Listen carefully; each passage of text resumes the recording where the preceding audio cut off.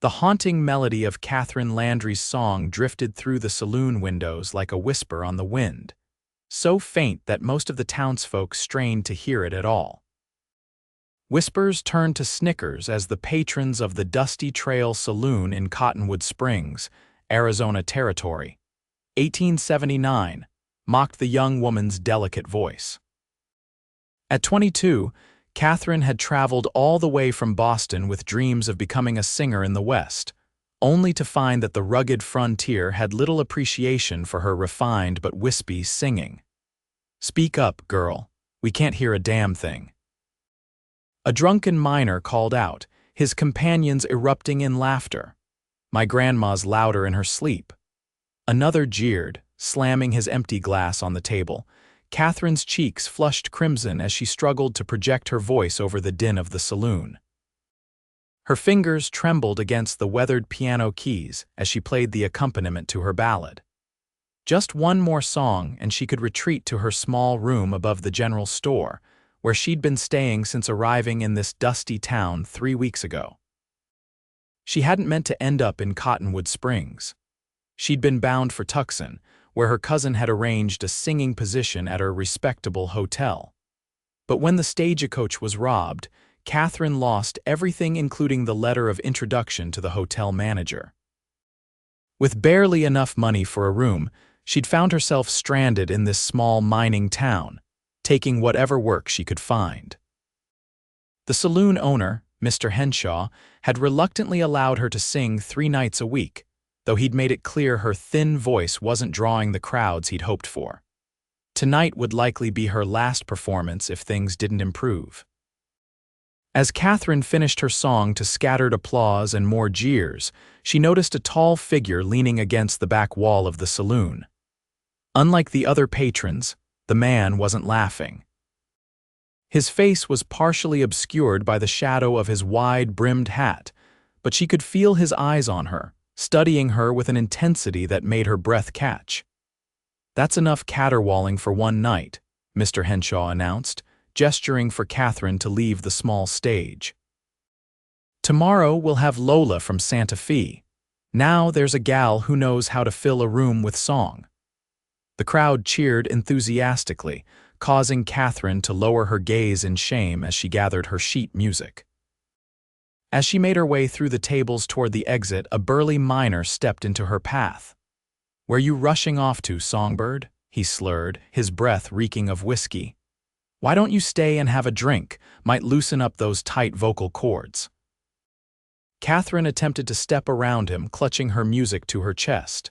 "Excuse me, sir, I need to be going." The miner grabbed her arm. "Come on now, don't be unfriendly. The lady said she's leaving." The deep voice came from behind Katherine. The tall stranger from the back wall had approached without making a sound.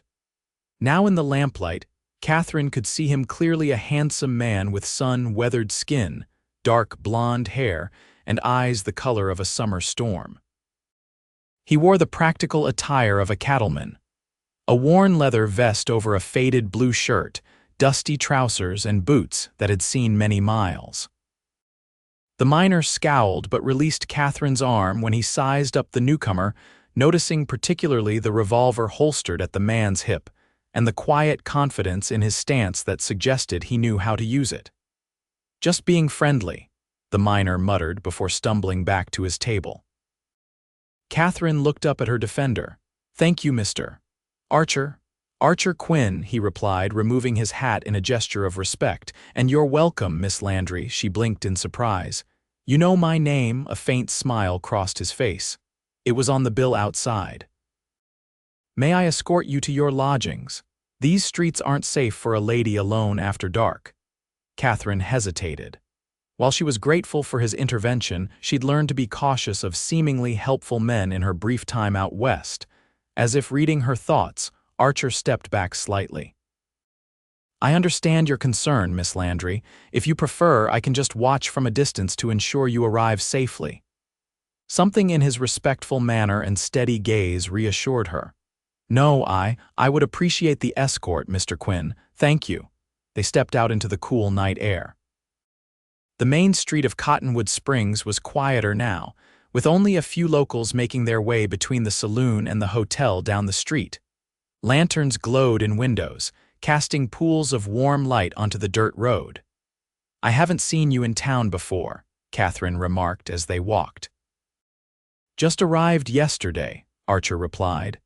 "I'm moving a herd north to the railroad at Flagstaff, stopped here for supplies." "And you decided to spend your evening listening to poor singing?" she asked with a self-deprecating smile. Archer stopped walking and turned to face her. "Miss Landry, your voice isn't poor, it's different. Those fools in there used to brassy saloon singers who can compete with drunken miners and gunfights. But your voice—" He paused, seeming to search for the right words. "It's like listening to a stream in the mountains, soft, clear, pure." Katherine stared at him, astonished by the poetic description from this rugged cowboy. "When I heard you singing through the window," he continued, "I came in specifically to listen. That voice of yours is something special, Miss Landry. It's like a song I've been waiting to hear." No one had ever spoken about her voice that way. In Boston, her instructors had always encouraged her to project more, to be stronger, louder. They'd seen her soft voice as a deficiency to overcome rather than a quality to appreciate. "You're very kind, Mr. Quinn," she said, uncertain how to respond to such unexpected praise. They resumed walking, and Katherine felt a curious lightness in her chest. For the first time since arriving in this harsh territory, someone had seen value in what she offered, just as it was. They reached the general store where she rented a room.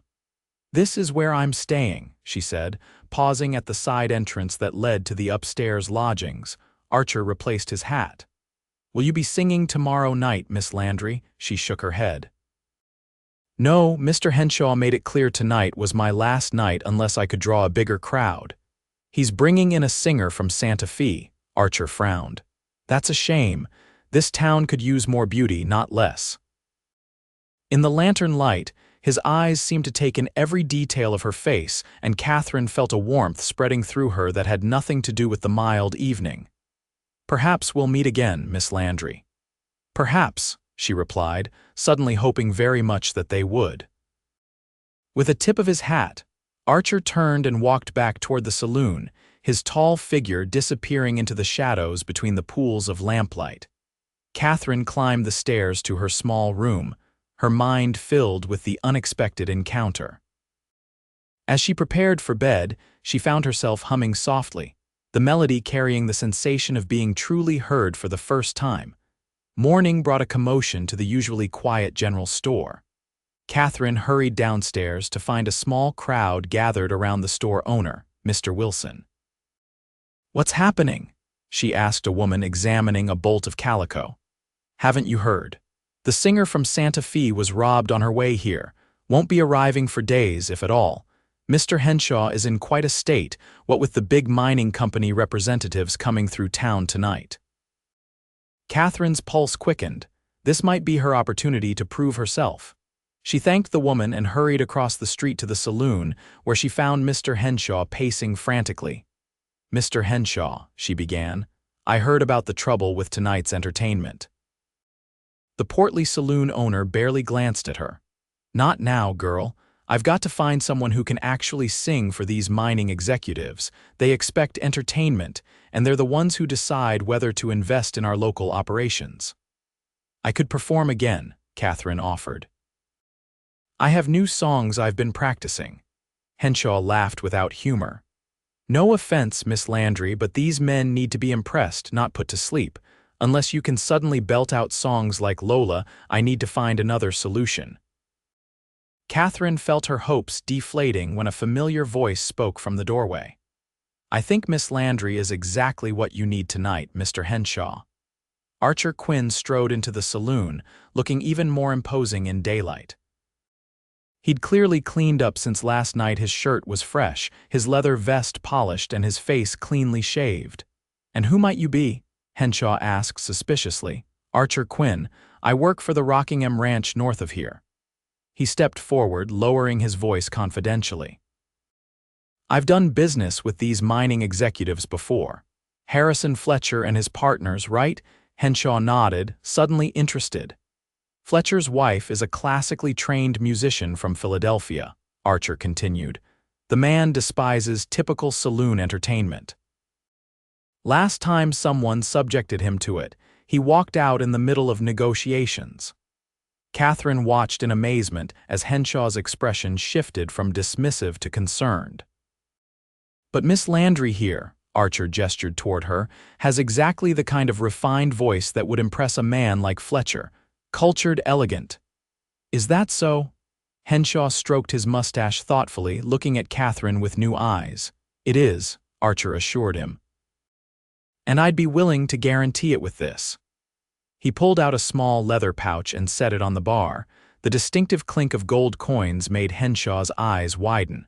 If Fletcher and his partners aren't pleased with Miss Landry's performance, this is yours to keep. Henshaw reached for the pouch, weighing it in his hand before nodding. Fine. She can perform tonight, but if those executives don't like what they hear, she's done in this town and I'm keeping this gold. Fair enough, Archer agreed. As Henshaw walked away to attend to other preparations, Katherine turned to Archer in disbelief. Why would you do that? You barely know me. Archer's expression softened.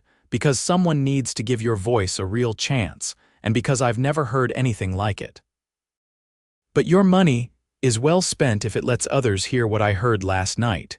He smiled, and Katherine felt her heart flutter in response. Now, what songs were you planning to perform? They spent the next hour discussing her repertoire, with Archer offering suggestions based on what he knew of Fletcher's tastes. Katherine found herself surprised by his knowledge of music unusual for a cowboy. My mother was a music teacher in St. Louis, he explained when she remarked on it. She made sure I appreciated more than just trail songs. As Katherine prepared to leave, another thought struck her. Mr. Quinn, is Mr. Fletcher's wife really a classically trained musician? Archer's eyes twinkled with mischief. I have no idea. Never met the man or his wife before in my life. Katherine's laughter echoed in the empty saloon. For the first time since arriving in Cottonwood Springs, she felt a surge of confidence. Someone believed in her, believed enough to risk his own money on her talent. That evening, Katherine dressed in her finest, a modest blue silk gown that had survived the stagecoach robbery because she'd been wearing it at the time. She arranged her brown hair in a simple but elegant style and practiced her breathing exercises to calm her nerves. The saloon had been transformed for the visiting executives. Tables had been rearranged, lamps polished, and even fresh linens brought in. When Katherine arrived, she found the place already filled with well-dressed men and a few of their wives, clearly the social elite of the mining world. Mr. Henshaw intercepted her at the door, looking nervous.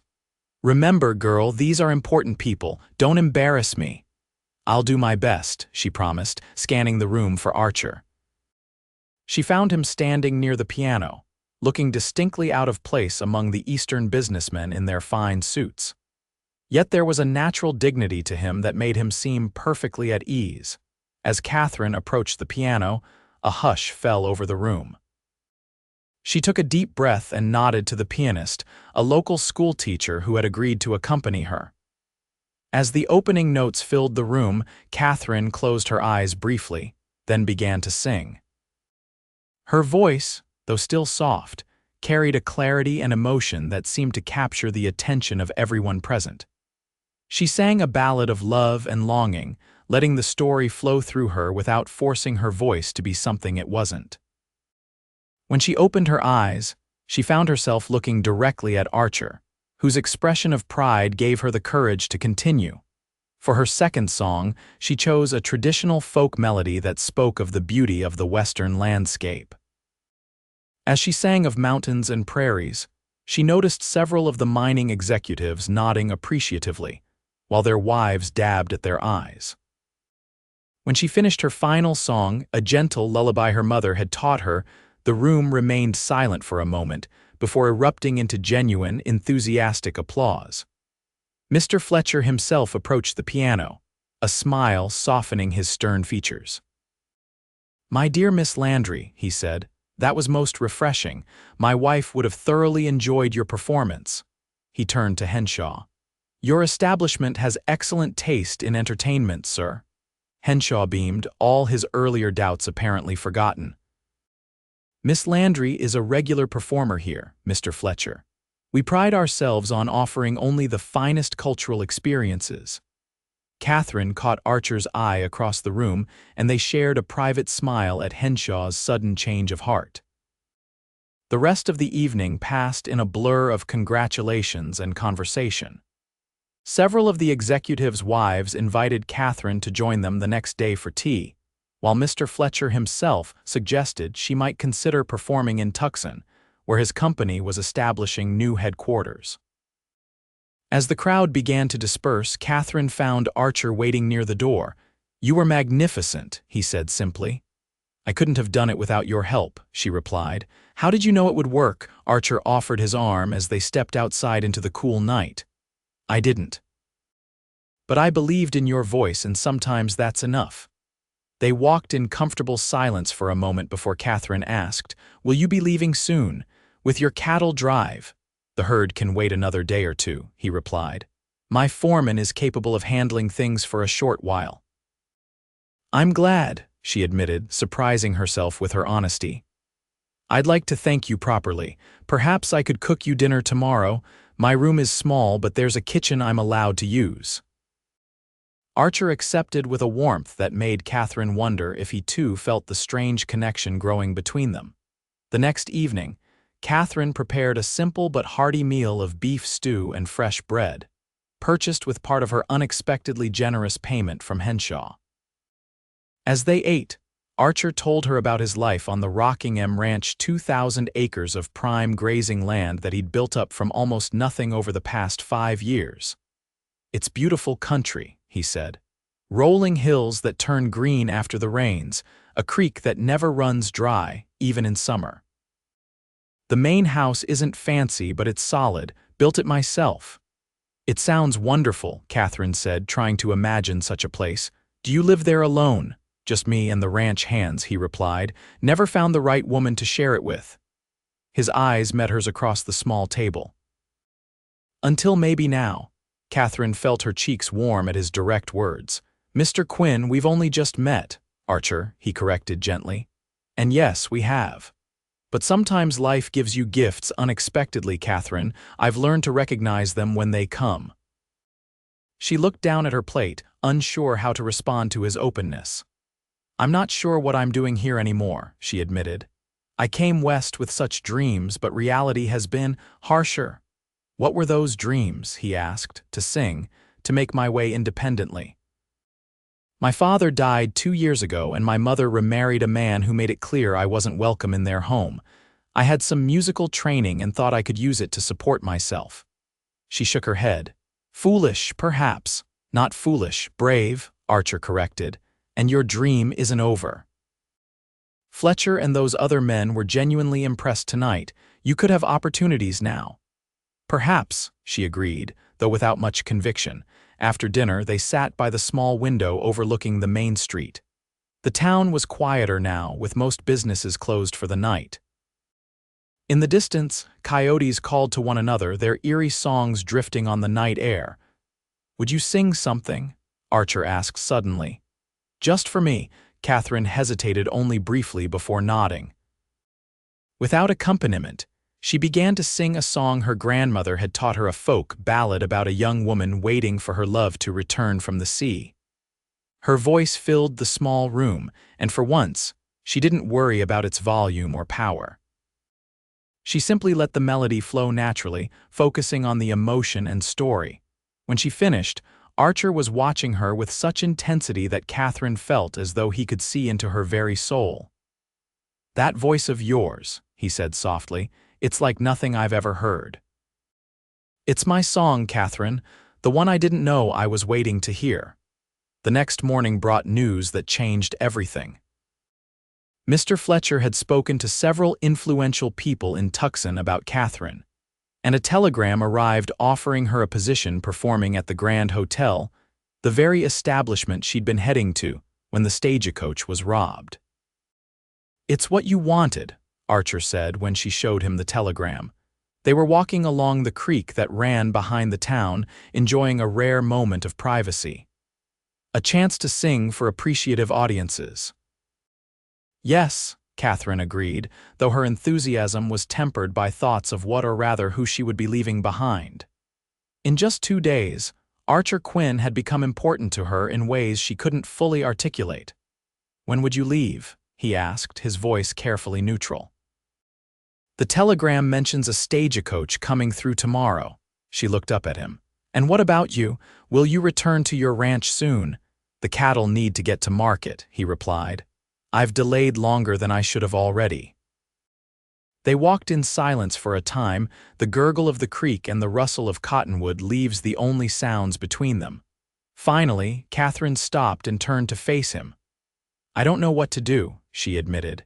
"This opportunity in Tucson, it's what I came west for, but—" She trailed off, uncertain how to express the conflicting emotions in her heart. Archer took her hands in his. "Katherine, I would never ask you to give up your dreams, but I wonder if perhaps they might have room for new elements." "What do you mean?" "I mean that the Rockingham isn't far from Tucson. A day's ride at most. If you wanted to try this position at the Grand Hotel, I could come to hear you sing whenever you performed, and perhaps in time if you found that life wasn't fulfilling enough. You would wait." She asked, hardly daring to believe what he seemed to be suggesting. "For the right woman, a man would wait forever," he said simply. "And you, Katherine Landry, with your voice like a mountain stream and your courage to chase your dreams alone, you might just be that woman."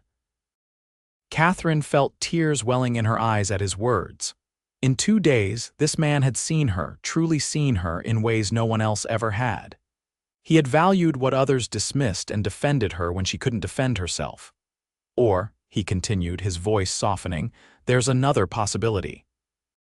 The ranch house has excellent acoustics in the main room, and while the local population isn't large, they appreciate beauty when they hear it. You could sing there, host musical evenings. In time, perhaps even teach, as my mother did." The picture he painted was suddenly vivid in Katherine's mind, a life with purpose and music, but also with love and companionship. A home of her own, not just rented rooms and temporary stages. "Are you asking me to come to the Rockingham with you?" she asked, needing to be certain of his meaning. "I'm asking you to consider it," he replied. "To consider me, us. I know it's sudden and you have every right to pursue your original plan, but I believe in being honest about what I feel, Katherine. And what I feel for you is something I've never experienced before." Katherine looked up into his eyes, seeing the sincerity there. In Boston, young ladies were expected to take months, even years, to consider a suitor. But this wasn't Boston, and Katherine had left those conventions behind when she boarded the westbound train. "I believe," she said slowly, "that sometimes life presents us with unexpected gifts, and sometimes the brave choice isn't to stick to the original plan but to recognize when a better path has appeared." Archer's eyes lit with hope. "Does that mean?" "It means I would like to see this ranch of yours," Katherine replied, a smile spreading across her face, "and test these excellent acoustics you mentioned. If I'm to consider a future there, I should know what I'm agreeing to, shouldn't I?" His answering smile was brighter than the Arizona sun. "You should indeed, and if, after seeing it, you still wish to continue to Tucson, I'll personally escort you there safely." "That seems fair," she agreed, her heart lighter than it had been in years. "Though I should warn you, Mr. Quinn, I'm beginning to think my original destination might have been a detour rather than the true path." Archer lifted her hand to his lips, pressing a gentle kiss to her knuckles. "Then perhaps we should send a telegram to the Grand Hotel, informing them you've received a better offer."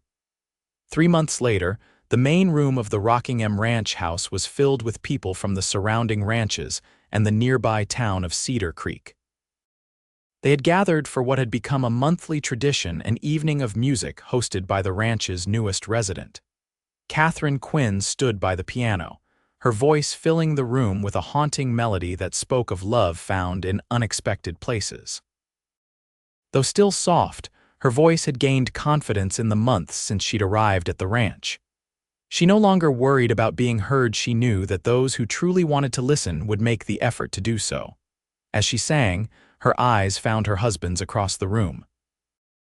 Archer leaned against the doorframe, watching her with the same rapt attention he'd shown that first night in Cottonwood Springs. When their eyes met, he smiled and mouthed the words that had become a private joke between them. "That voice is my song." After the performance, as their guests enjoyed refreshments and conversation, Archer pulled Katherine aside into the quiet of the kitchen. "You were magnificent tonight," he said, wrapping his arms around her waist.